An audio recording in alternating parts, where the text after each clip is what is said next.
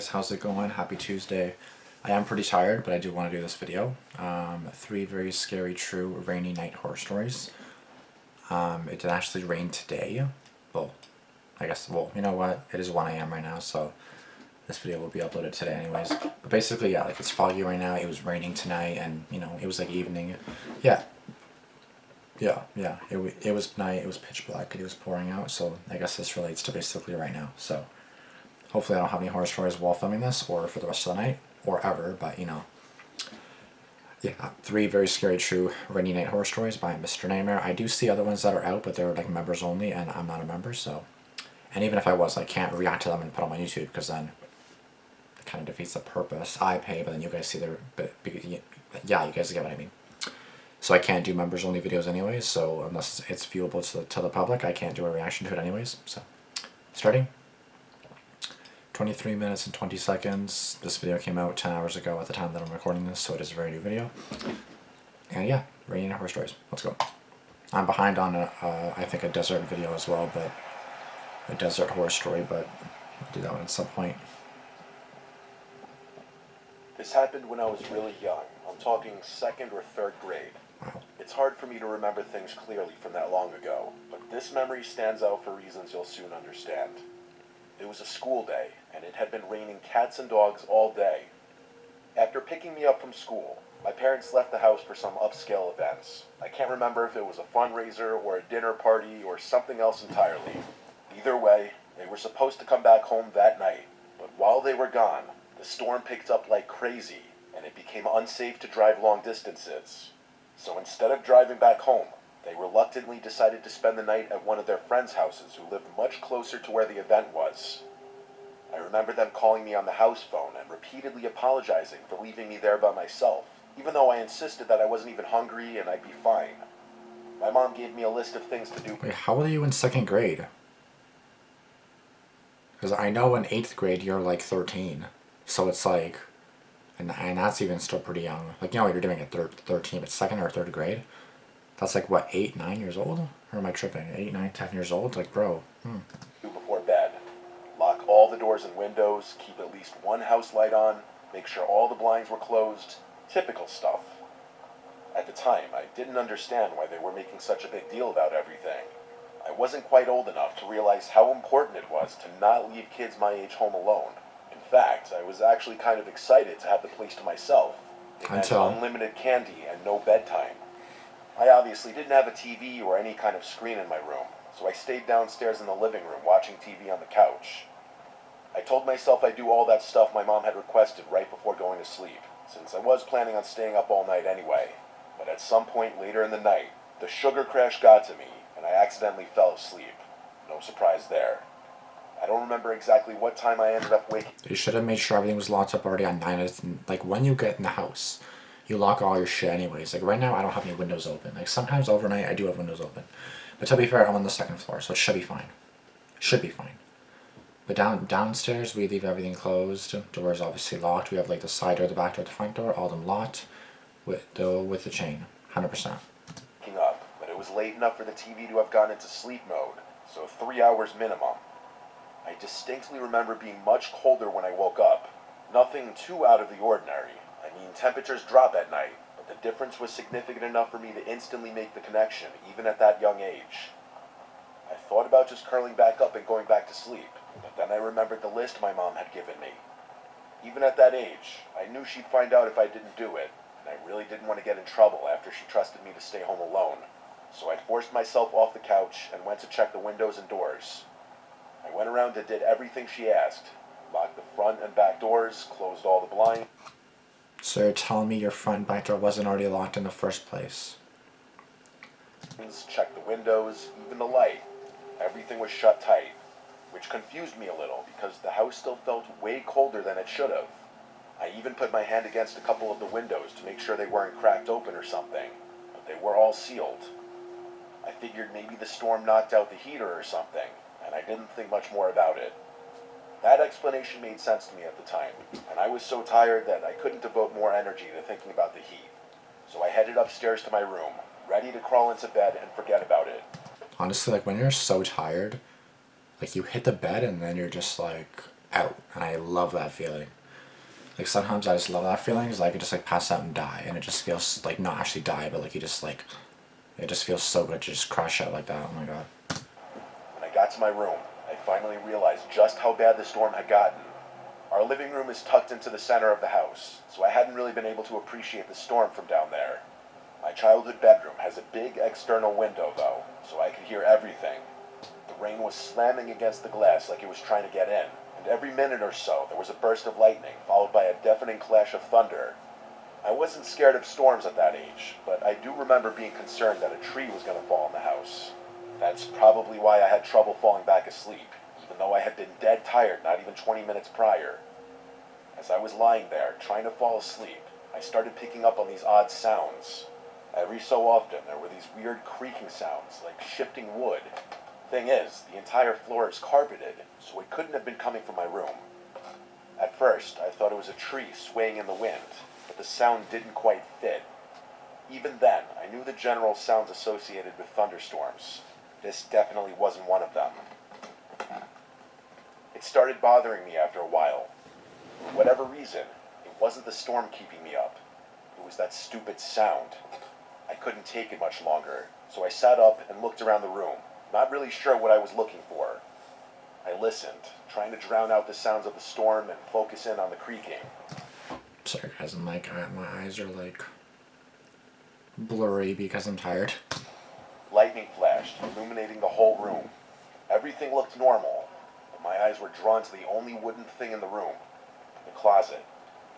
The room went dark again, and I sat there perfectly still.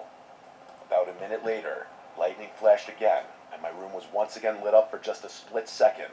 And in that split second, I saw something that made me choke. Oh fuck. The closet door was slightly ajar. It had been closed before. I was Thank you, Mr. Strammer. I needed that to wake me up a little bit. Thank you for that. 100% sure of it. Something had opened it. There was something in my room. Fuck, I bro. didn't scream, I didn't speak, I didn't even think. I just got out of bed as quietly as I could and walked out of the room. That walk from the bed to the door felt like a 500-mile, 5-year journey. I immediately went downstairs and hid under the dining room table. Then, and only then, I started crying. I didn't know what else to do. There was someone in my house, in my room, and my parents were too far away to help me. I'm not sure how long I stayed under that table, but at one point, I heard footsteps walking down the stairs. I held my breath, knowing that any sound I made could have ended my life. They weren't normal footsteps. It sounded like whatever it was jumping and pinballing down the stairs. What? The footsteps got closer. They were approaching the dining room table like they knew where I was hiding. Fuck. I can't tell you how scared I was. I really thought I was going to die. And then, from under the table, I saw them. I couldn't see their upper body, but 2 bare feet walked into view. 2 nasty, wet, and muddy legs that were tinted yellow. I couldn't tell if they were male or female legs. That's how gross and almost disfigured they looked. There were cuts all over their legs, like they had rolled around in a thorn bush. They were also stumbling, like they were struggling to even stand upright. And just as I thought it couldn't get any worse, they dropped something. It was a wrench. It clattered against the floor, and I'm telling you, it took every fiber in my being to fight back a scream. If that person bent down to pick the wrench up, they'd definitely see me. With wide eyes, I watched as that person stood still, not picking up the wrench, but not walking away either. It felt like a standoff, where any wrong move could end my life. Eventually, they finally continued walking, and I couldn't see them anymore.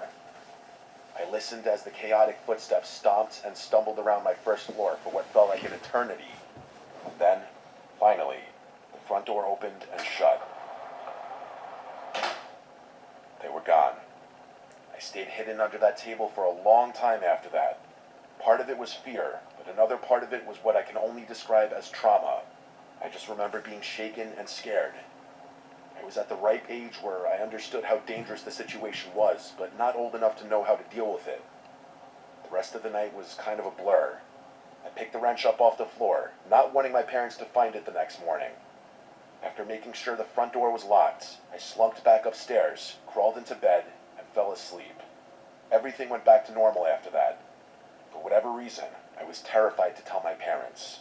I didn't want them to find out I hadn't locked the doors and done everything they had asked me to do, so I just kept the whole thing to myself. It wasn't until several years later that I told them the story, and it actually took some convincing for them to believe me. Looking back, not telling them the moment it happened was an awful decision, since there was nothing that could have been done about it so far removed from the incident. If I'm being frank, this experience traumatized me for basically the rest of my childhood. I slept with a nightlight from then on, and I developed a fear of the dark that didn't go away for a long time. I still have trouble explaining what happened that night, but I learned my lesson. Lock your doors at night. No fucking shit. Like, that's not even like... Bro, this is just common sense. Like, I just don't understand. Like, this is normal stuff. Like, even if you're like freaking 3 years old, like, you would, like, obviously not 3 years old, but like, you know to lock your doors. Like, that's just like a typical normal thing that you do every single day. Even in the daytime, you come inside your house, you lock your fucking door off. You don't just leave your door open. Like, I just don't understand. Like, always lock your doors at night. Like, oh, you think so? Thanks for the advice. I had no idea. Like, you have to lock your doors at night? Really? Okay. Well, I never do that. So yeah, good thing you told me. Otherwise, I never would have done it. I'm so tired. Anonymous stories are always scary. I'm an only child and live with my mom and dad in a decently sized home. It's a little big for just the three of us, but my parents' running joke is that it was never their intention to have only one kid. They just never got around to having more. Damn. Anyway, I was 15 when this happened. It was a rainy Saturday night sometime in May. I can't remember exactly when this happened, but I do remember that it was during one of the last weekends before summer started up. There's one last thing I have to mention. I have a lot of weird medical conditions that make my life difficult. I get frequent panic attacks, faint easily, and struggle breathing at times.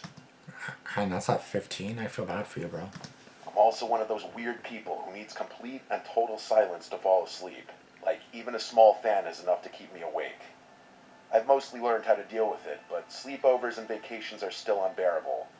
People always tell me they love the sound of rain and that it helps them fall asleep, but it does the exact opposite for me. It doesn't rain often where I'm from, but every now and then we get these insane downpours that keep me up all night. To be fair, it wasn't a full-on thunderstorm, but it was raining heavily enough to keep me up. No matter what I tried, I couldn't block out the sound of raindrops pattering against the roof. I feel like that'd be like so soothing, you know what I mean? Like, it's just pouring, now you're just like drifting asleep, like, especially right now. I could close my eyes for like 5 minutes and probably be out right now, so. Late, sometime well after midnight, when I faced the reality that I wasn't going to sleep anytime soon. Damn. So I got out of bed and thought about ways I could expend some energy. Eventually, I decided to go for a little walk in the rain. This wasn't the first time I had done that. Walking in the rain was actually something my parents encouraged me to do when I couldn't sleep. We live in a very safe residential area. There's a huge public park that borders my house, so being out late isn't dangerous at all. Plus, the park is very well lit, which is another one of the reasons I've always felt so comfortable walking there late at night. I put on a rain jacket, quietly walked downstairs, and stepped outside without even bothering to bring an umbrella. I purposely didn't bring my phone because I knew myself well enough that a phone screen was only going to keep me up. It was oddly peaceful outside. I've always... So you're telling me you're 15 years old, like you didn't mention if you're a guy or a girl, but you're 15 years old, and if you're a female, I feel like that's even worse, because I feel like you're, like, you know, I feel like it's worse if you're female. So let's say you're female, you have no cell phone, so you have nothing to really protect you. You have no one to call if you need help. It's raining, you don't have, like, there's no umbrella, like, you just don't have anything. Like, you're basically on your own fully, so. Good job, yeah, good start. One for nature. Seeing all the trees gently swaying in the wind with the raindrops screaming down their branches was exactly what I wanted. After about 20 minutes, I started to feel myself getting tired, which was a good thing. I turned around and started walking back towards my house, figuring I'd be able to fall asleep by the time I got back. As I was cutting through the park, I glanced toward the road and saw something strange. It also depends what time it is, because let's say it's like 11 p.m. Not too bad, but it's still pretty late. But let's say if it's like 3 in the morning or 2, 3 in the morning, it's like, do not go for a walk, bro. Please do not go for a walk during the morning. There was a long black object lying flat in the middle of the street. At first, I thought it was an oddly shaped garbage bag or something like that. But the more I looked at it, Dead body? the more I realized what it was. It was a person just lying there in the middle of the street. They were face down too from the looks of it. I felt a sick feeling bubbling up in my stomach. The only thought bouncing around my brain was the likely possibility that they had been hit by a car and were injured, or worse. There was no other logical reason why someone would be lying motionlessly in the street, especially while it was raining. As much as my gut told me to just keep my head down and continue walking, I felt like I had to do something. My parents raised me a certain way. If I see a person in need, I have to help them. So against my instincts, I started approaching the person in the street. As I got closer, I was able to make out what they were wearing. Black pants and a dark plaid shirt. Definitely not the type of attire someone would wear during heavy rain. Judging by the clothing, it was a man, but that's what I had already assumed. I'm not sure if it was the gravity of the situation or something else, but as I was walking toward the street, I realized for the first time that night how cold I was. Like the rain was lukewarm one second and ice cold the next, if that even makes any sense. No. As I was closing in on the road, a screech rang out from somewhere behind me. Instincts took over and I whipped my head around, adrenaline flooding my veins. It sounded like a howl, but slightly off. Like a wounded animal. That's the only way I can describe it. What? A quick scan of the tree line revealed nothing. The sound must have come from deeper in the park, meaning there was no imminent danger. Still, the sheer strangeness of it all had my heart racing. I had never heard anything like it before, and the lack of an explanation was what triggered that feeling of pure fear. But that feeling was about to get 1,000 times worse, because when I turned back around and faced the street, that person wasn't lying down anymore. They were sitting perfectly upright, staring at me. In that moment, everything started fading and my vision narrowed. The only thing keeping me from passing out right there was the muffled sound of 1,000 raindrops pattering all around me. Before I could react, that person stood up and started sprinting towards me with a demonic smile on his face. Oh my god. And what's worse, he was holding what looked like a kitchen knife. Oh Up my until god. that moment, I didn't know what it meant to truly fear for your life. I snapped out of my haze and ran as fast as I could in the opposite direction. As soon as I started running, I heard him yell, "I'll kill you," at the top of his lungs. Oh my The god. wet grass made it impossible to run at full speed. Oh but my my one god. saving grace was that whoever was chasing me would have to deal with the same thing. I didn't want to lead into my house, so I ran towards the trees, hoping I could lose him in the park. Smart. That's where the screech had just come from, I know, but I didn't have another choice. I didn't look back once. I just ran like my life depended on it. And considering how insanely cracked out that guy looked, I think my life actually did depend on it. I ran towards the densest part of the park, hoping I'd be able to hide in there before he caught up to me. I didn't even know if he was still chasing me, but I didn't care. Part of me felt like if I stopped running, the fear would catch up to me and I'd pass out immediately. I made it into the woods, and right when I was about to throw up from exhaustion, I ducked behind a tree and tried to catch my breath. I looked behind me, and there was no one, or at least no one I could see. The only thought on my mind at that point was how in the world I was going to get home safely. I didn't feel comfortable moving, so I just waited there. And remember, no cell phone either. I must have waited at least 20 minutes before finally stepping out from behind that tree. I took the long way home, around the backside of the park, and through this other section that spit me out a few streets away from my house. No one followed me. I finally made it home and collapsed on my bed, drenched and basically traumatized. I never got an answer for anything that happened that night. That howl is honestly what confuses me the most. I have a hard time believing it was... Well, because the weird thing is like you said that something howled in the woods. And then right after that happened, you looked over and then the man was just sitting up like demonically, right? Looking at you. So he went from like passed out possibly to you looking away, like you looking at the guy, then looking away, then looking back, and then he's just in your face. Not in your face, but then he's looking at you and it's like, oh fuck, what the hell? So it happened after the howl, so it's like, what was that howl? was somehow related to the man that tried to attack me, but it's just too coincidental. I think what happened is that guy heard the screech too, looked up, saw me, and then did whatever he did for whatever reason. As for his motivation, I have no idea. There's just crazy people out there. Maybe he was on drugs or something. No, it's not a real explanation, but I can't think of a better one. Yeah, plus he just had a knife on him, like... I still live in the same house today, and even though several years have gone by, it's hard not to think about this experience every so often.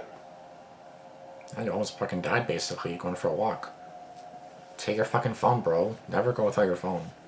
Anisha. I'm 29 years old, and one of the only things that's ever really helped me clear my head is camping. Not campgrounds or national parks where there's other people Here we go. Already fucking up. around. I'm talking true middle of nowhere camping. Oh, great. I grew up in Northern California, and I've spent the better part of my adult life learning to find those remote little pockets where you can still feel like the only person left on Earth. This story took place a few months ago. I had just broken up with my ex. Let's just say I was going through it. I needed to be alone. So one day, I just packed up my truck and headed out. I didn't have a specific plan. I just threw some gear together and decided to go back to a quiet riverside spot I'd stumbled across once before. It wasn't an official campsite or anything, just a little bend in the river you could reach if you followed this barely there dirt road past a whole lot of nothing. I got there sometime in the late afternoon, but the second I turned down the dirt path that led to the river, my stomach sank a little. Why? There were already 2 trucks parked near the trailhead, one gray and one white. I couldn't see anyone around, but just knowing other people were out there kind of killed the vibe for me. I hadn't driven all this way out in the middle of nowhere to interact with people. I sat there for a second, debating whether I should just turn around and find another spot. But I told myself it was a big stretch of river, and chances were whoever owned those trucks were camped far enough away that I wouldn't even see them. I hiked maybe 15 minutes downriver, and I saw 2 guys fishing up ahead. They looked like the type you'd expect to see fishing. Thick beards, a little overweight, heavy boots, but it seemed like they were more focused on something else. As I got closer, one of them quickly covered something with his jacket and gave me this awkward half smile. As I passed, he called out, saying something about how they were just target shooting cans and didn't mean to freak me out. I just gave a polite nod and kept walking without saying anything. Yeah, you're kind of like that. As I kept walking, I couldn't help but replay the guy's comments in my head.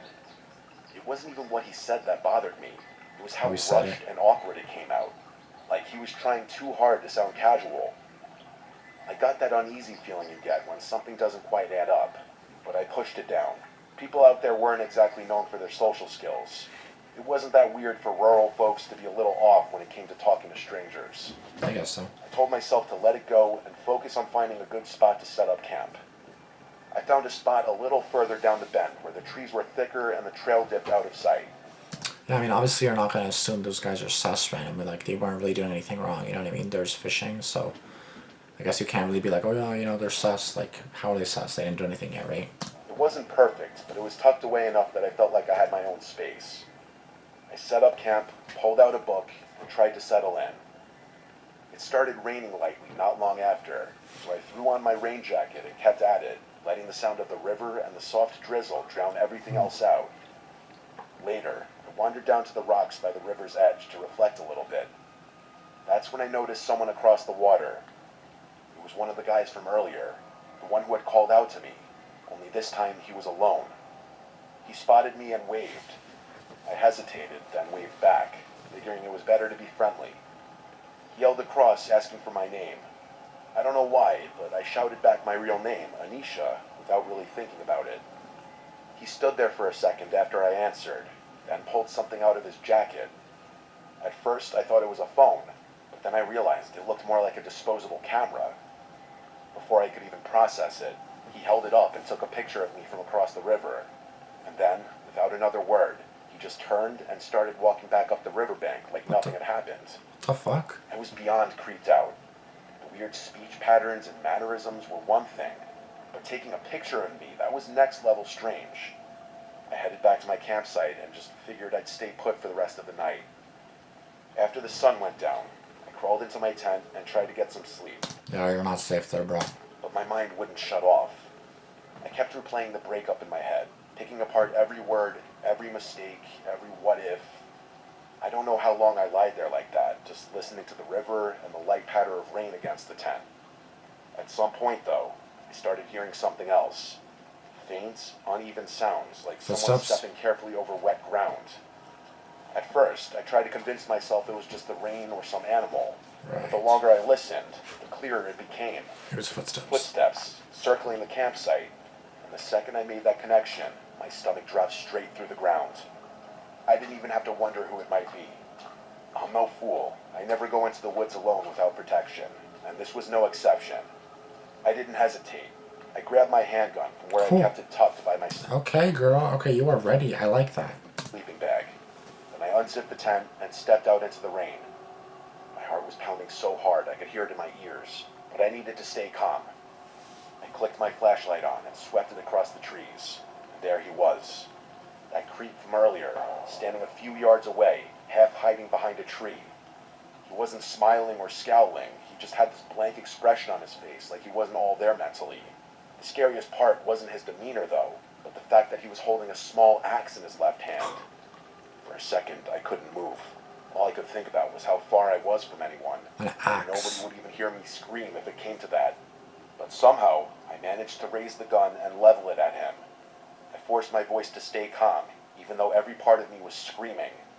As sternly as I could, I said, "Leave now or I'll kill you." Oh, damn. His facial expression didn't change at all. It was like my words meant nothing to him. After a few seconds of silence, he mumbled something about how his friend Ivan had discouraged him from coming to find me, and that he had to take care of Ivan. I didn't wait for him to say anything else. I fired a shot straight into the trees above his head. He stumbled a bit, clearly not expecting me to do that.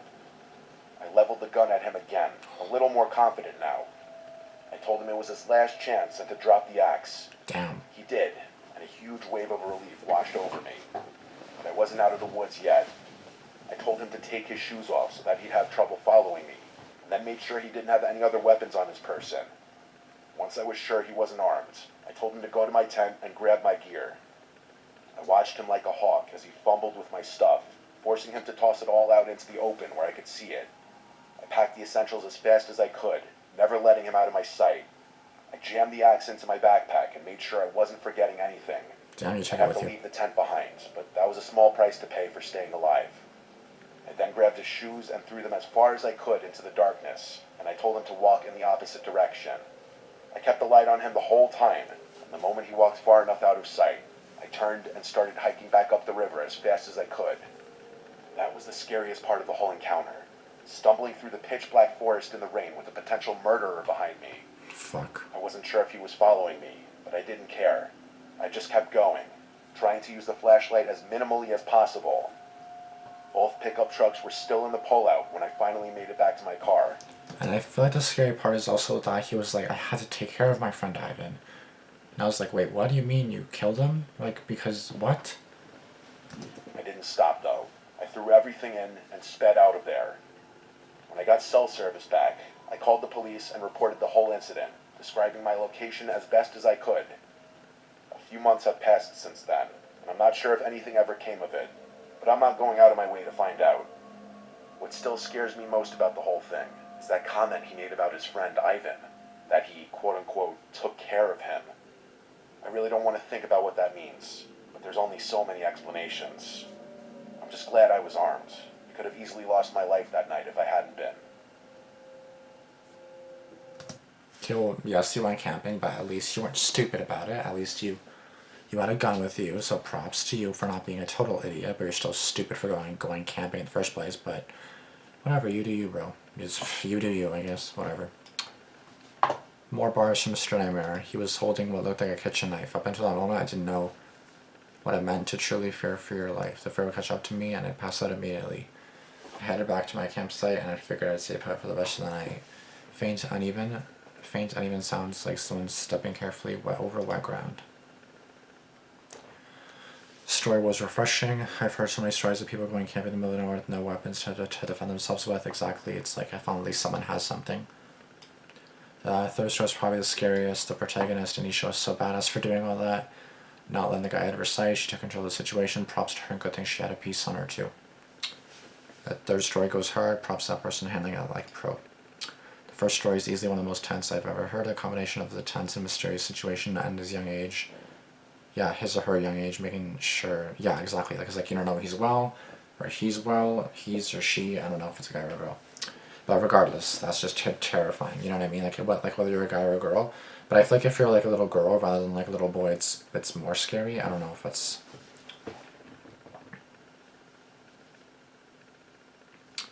It would never occur to me to tell someone wanting to follow me through dense brush to take their shoes off. Yeah, that makes sense, because like obviously you need shoes to, like, you know, otherwise your feet are gonna freaking hurt us out. Raining right now. Oh great.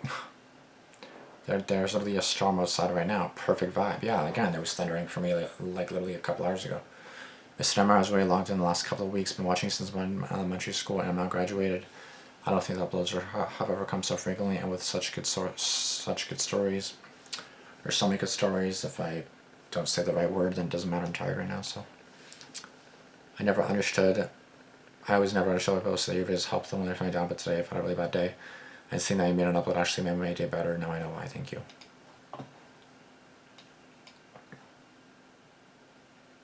I'm too tired for this. So I'm going to leave it at that, guys. Thank you guys so much for watching. If you guys did enjoy the video, be sure to give it a like, comment down below, be sure to subscribe, turn on post notifications, and again, I apologize for being so tired in this video, but I really wanted to get this up for you guys. Probably would have been better if I was actually more alive for the video, but like, I'm still saying my thoughts and comments. I'm just half dead doing it, but yeah. Thank you guys so much for watching. I'll see you guys in the next video. Deuces. Peace. I can't reach the end button.